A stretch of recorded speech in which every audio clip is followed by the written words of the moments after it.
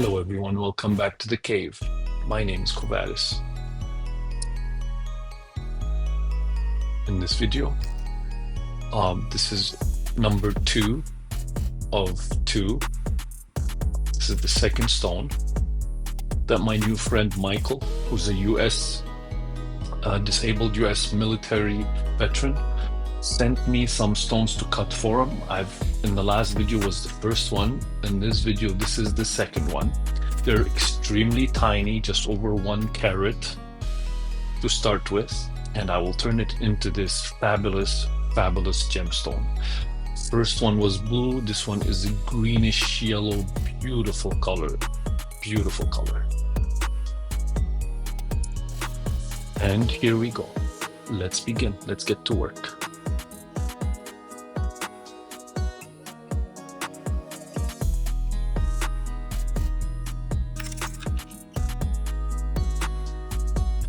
I'm checking the stone, trying to see what's inside. I love the color. It looks very clean, somewhat clean inside. I see something, some kind of a silky inclusion. Sapphires and rubies have silk, but this silky inclusion is creating a beautiful reflective surface on the inside. Instead of being something negative, it's actually something quite positive.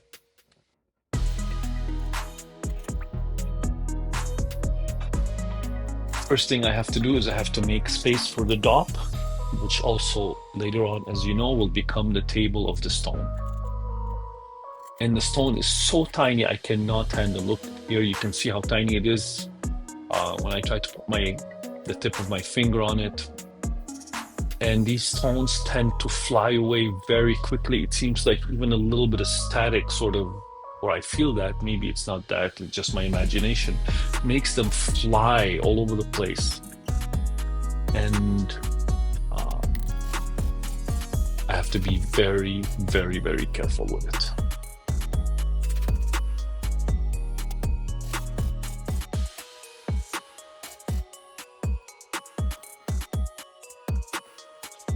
Now, in the first video, that stone, the blue one, that's already finished, that would be the last video on my YouTube channel.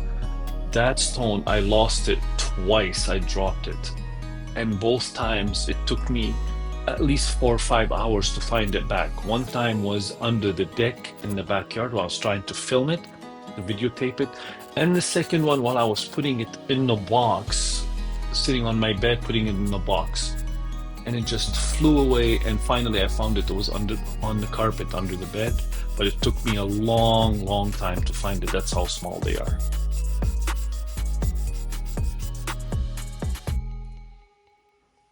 In the meantime, I hope that would be great if you hit that subscribe button. It would help me an awful lot, and it would keep me making new content, creating new videos for you. That would be amazing.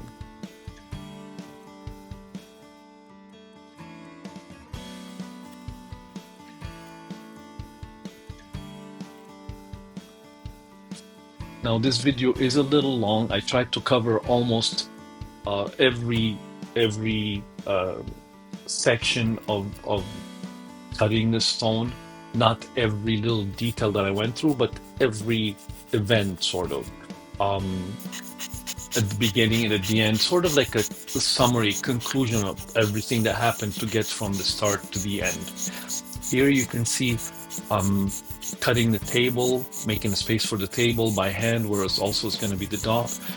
And the stone is extremely tiny. I have to be very gentle. And I don't want to take off too much because it's such a small carat weight. I want to maintain as much carat weight as possible.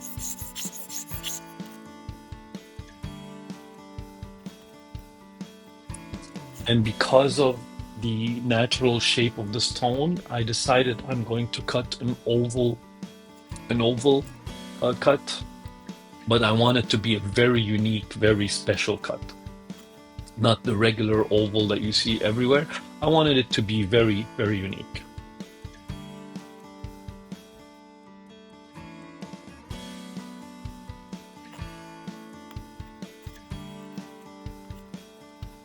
And already I'm getting hints of the brilliance of the stone.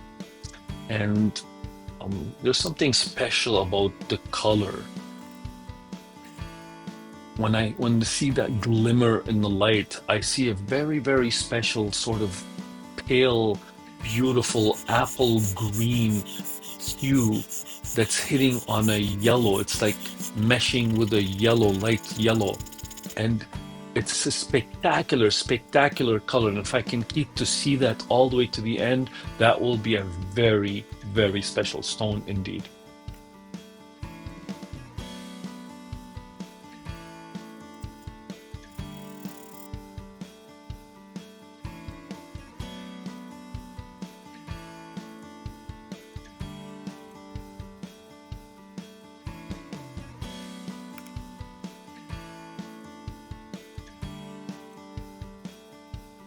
So after I made some space for the table, it's still between 1.05 carat and 1 carat.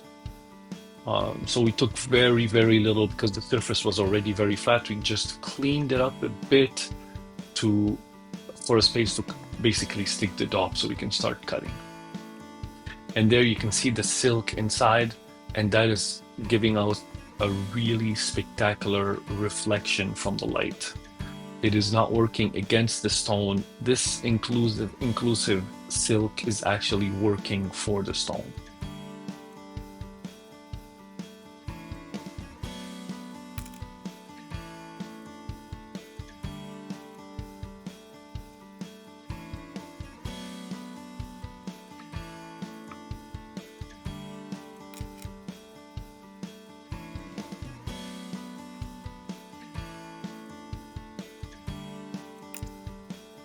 Yes, so I'm trying to figure out exactly how much I took out while cutting space for the dop, and it's between 0.05 carat and probably 0.02 carat. And that's why sometimes it registers at 1 carat, sometimes it registers at 1.05. So we took out very, very little. And soon we're gonna stick the dop to the stone and start cutting.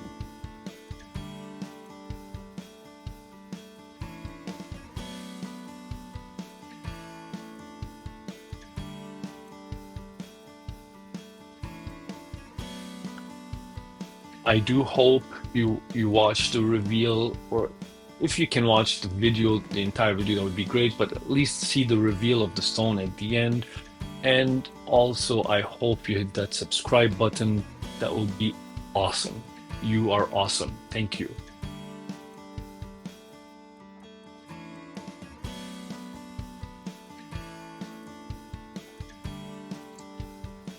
My friend Michael is a disabled US military veteran. And as I said in the previous video, he sent me some stones that he got himself at the Montana Sapphire mine. I think it's called Sapphire or Gem Mountain.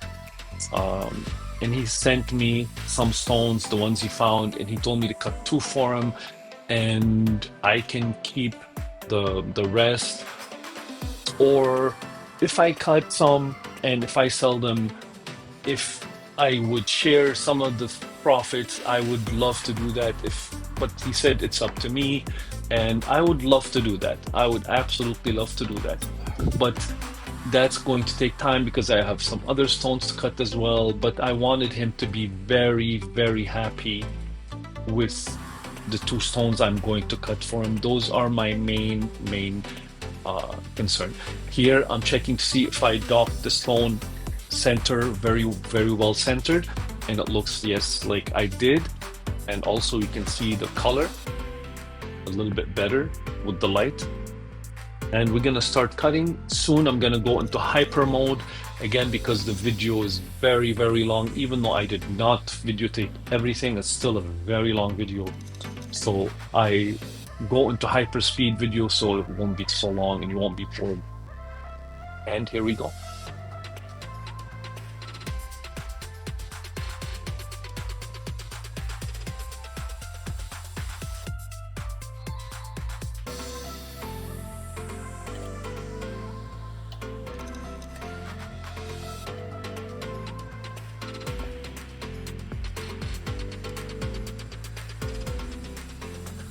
I'm going to lower the stone onto the lap and start cutting the pavilion.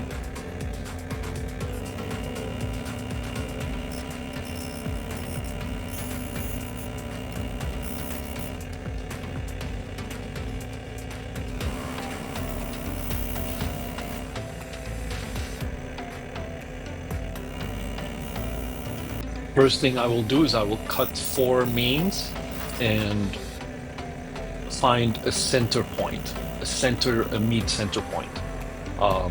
And that will be the culet of the stone. And then I will cut the next 4.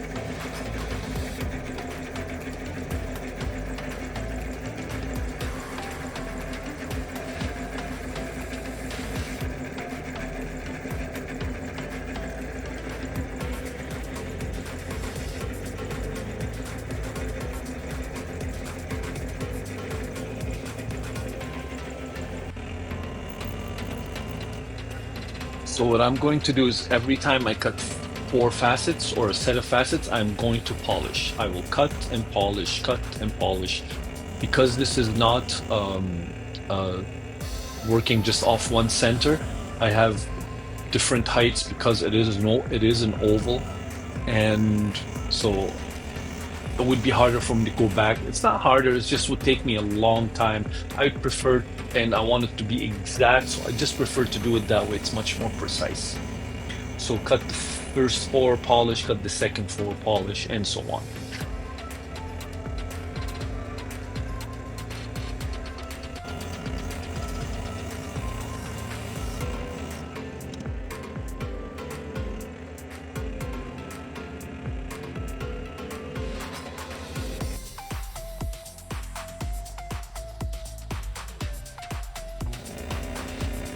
And after the first 4 facets, I'm going to cut the first 4 facets on the girdle as well. So this will start to set the outline of the stone at the same time. We can see here what I'm talking about, those apple green, very bright light apple green hues that are coming. They're starting to show from the reflection, from the brilliance, and it is absolutely a stunning, beautiful color.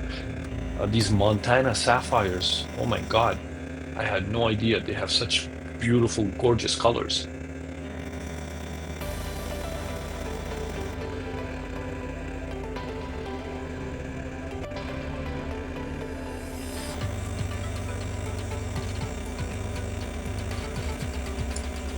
And these tiny stones and this oval shape, it is so easy to cut away a lot of the weight. So that's something I have to manage, and that's my main concern. Again, you can see the color there, but my main concern is to somehow cut the stone, find the perfect cut, and cut it and try to maintain as much of the weight as possible. First of all, because I want my friend Mike to have a good substantial stone from whatever he sent me, because they are already very tiny, and I think I can do a good job. I think I can really maintain a lot of the weight.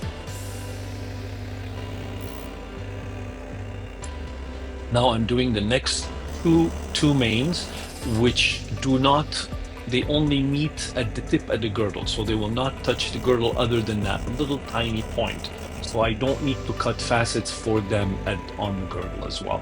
And you can see that right there, it's just a little point.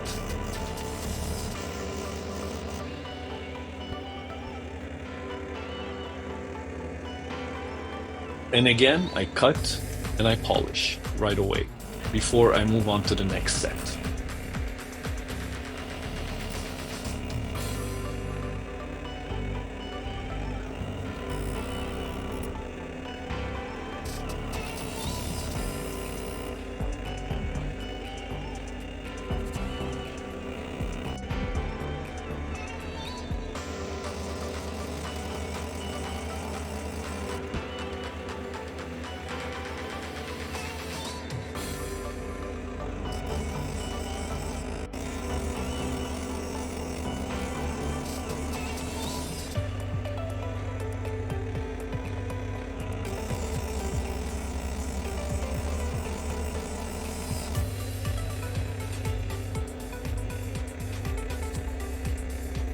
And here you can see I'm doing the next 4 set of facets, and again I polish them. As I'm done, I will polish them. So, and the girdle is almost done. I have to cut the girdle to those last 4 facets, and polish as well.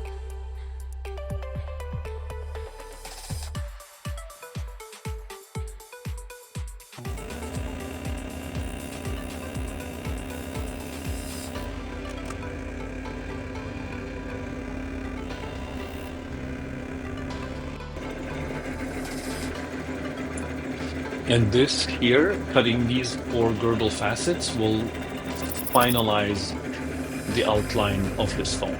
This will be the final outline of the stone, if everything goes well.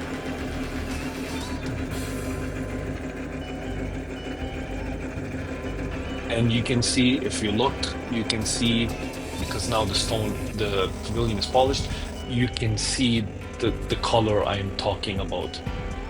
I don't know how to describe it. It's a sort of almost a yellow, pale yellow with a bright, pale apple green hue that is out of this world.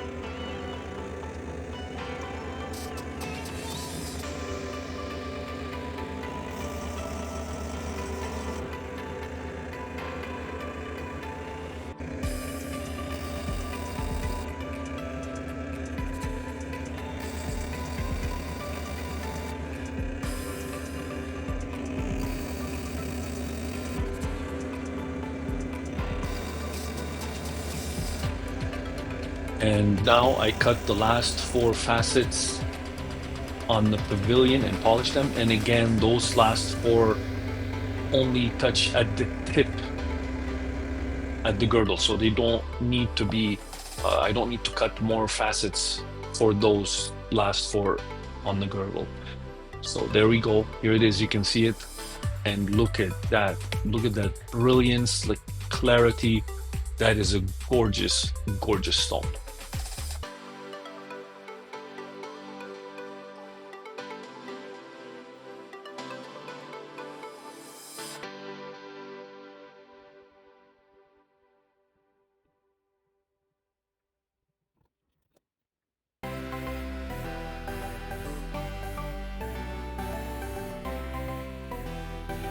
Time to transfer, and there again you can see that color. I cannot mention it enough. It is just, I don't know, it's like wow. It's like wowing me. I still can't believe I'm seeing that color. I'm doing the dot transfer, and then next we'll start cutting the crown.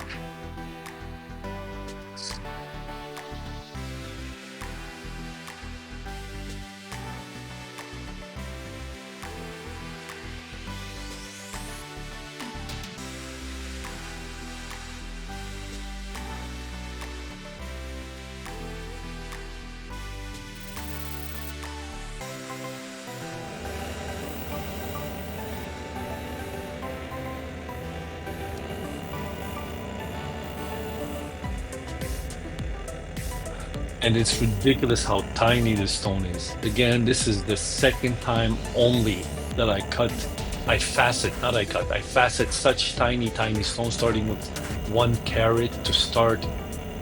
And the first one ever was the last one. Again, it was Michael's blue sapphire.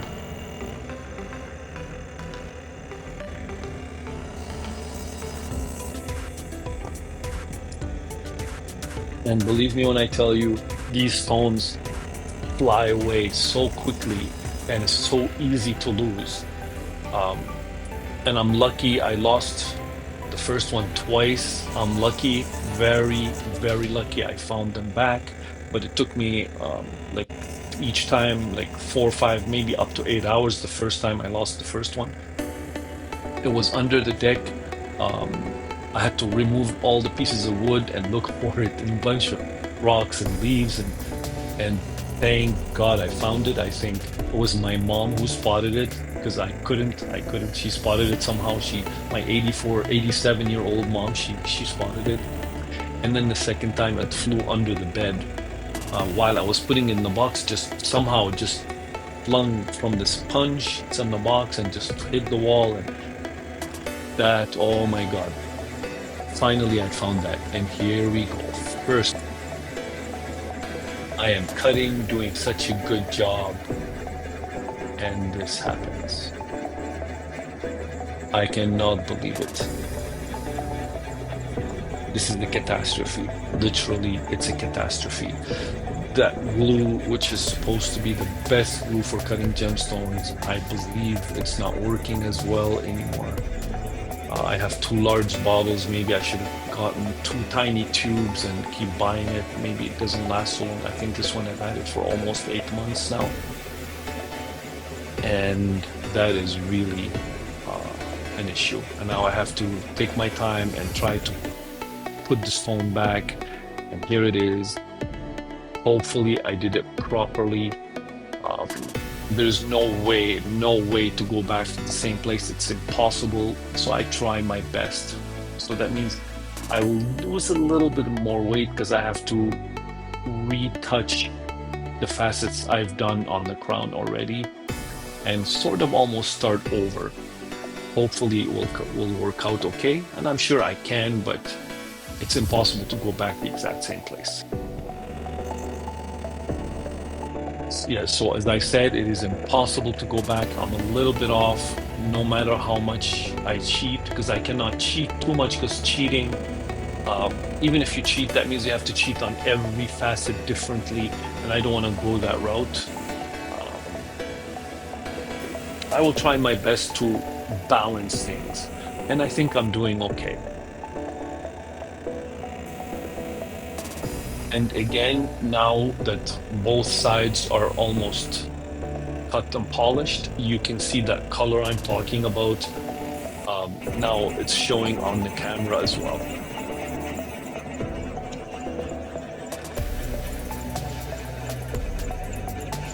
And there you can see the brilliance of the stone. It is unbelievable. It's transparency, it glistens like a star. I love it.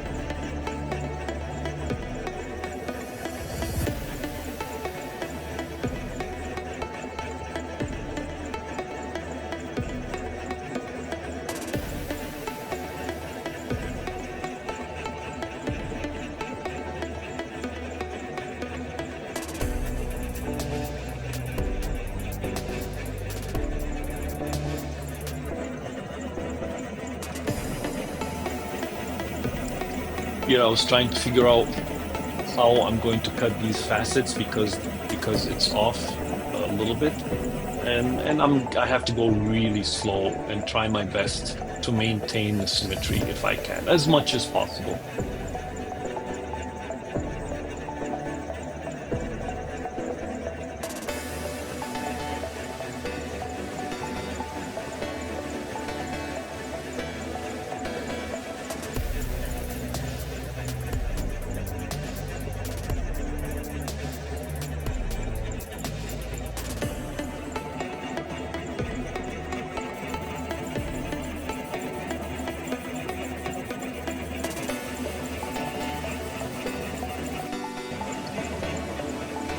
And here we go, my luck again. Another time it just flew off the dock. This is really ridiculous. Disaster upon disaster. I saved it the first time, I managed to do a good job. What happened this time? All of a sudden I felt something sting me right under my eye. It flew off the dock and it hit me right under my eye. And there it is sitting on the surface, the plate of the cutting machine. I can at least see it's brilliant, which is a good thing, but again, I have to put it back and somehow align it as much as possible and at least finish the stone, because I want to finish the stone for Mike and I want it to be a fantastic stone. So we put it back on the dop and we'll continue.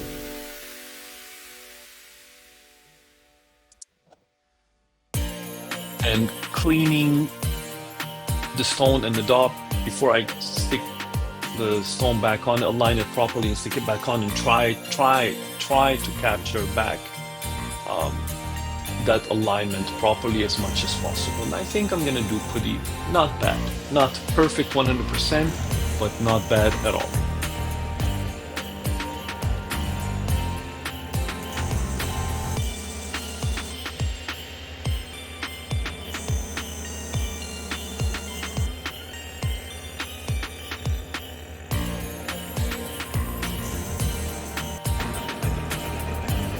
Yes, I'm a little bit off. I can see I'm a little bit off, but it's all there. It's what I mean a little bit off. It's not 100% super symmetrical, but it's okay. And it's a tiny, tiny, tiny stone, so it's okay. Um, Here I'm gonna align my 45-degree angle jig, set it up properly, and put the stone, put the dot in it, and cut the table and polish the table as well.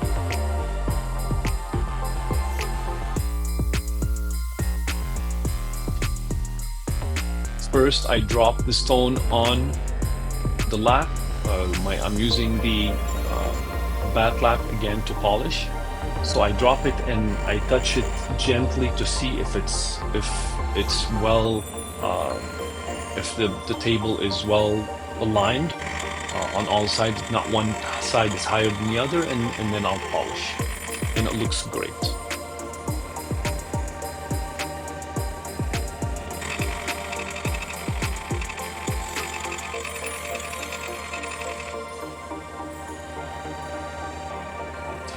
And it's time for you to smash that subscribe button.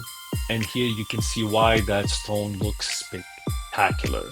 It does look stunning. I love it. Mike is gonna be so happy. Congratulations, Michael. I'm very happy for you, buddy.